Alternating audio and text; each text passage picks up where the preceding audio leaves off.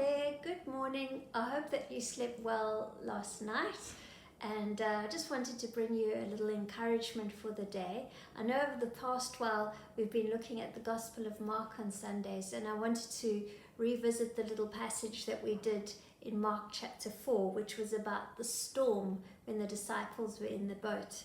And I wanted to read from Mark chapter 4 verse 37 to 38, and it says, "A furious squall came up, and the waves broke over the boat, so that it was nearly swamped.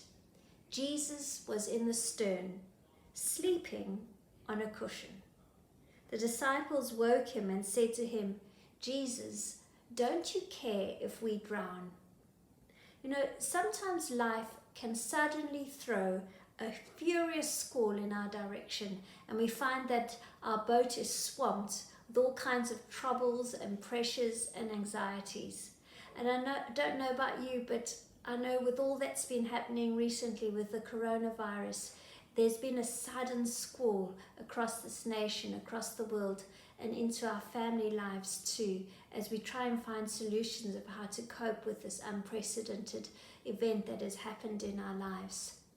But I do want to say that just as the disciples, when they were in that boat and saw Jesus sleeping and felt that consternation, and we may feel that too, I want to remind us that even though Jesus was asleep in the boat and he seemed at peace, that when he is silent in the midst of the storms that we may go through, that does not mean that he is indifferent.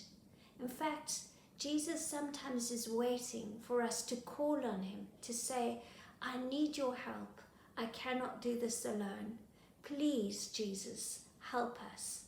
And what does Jesus say to his disciples when he wakes up? He says, "Why are you afraid?"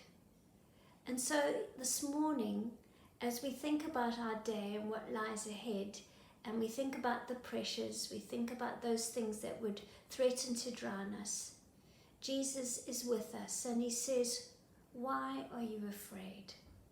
He is not only able to bring us peace in the storm, but Jesus has power over the storm. And he says, "Do not be afraid. I am with you in the boat." And so let's just pray together as we start this day. Dear Father, thank you that we are not alone. Thank you that you are with us whatever we may be facing.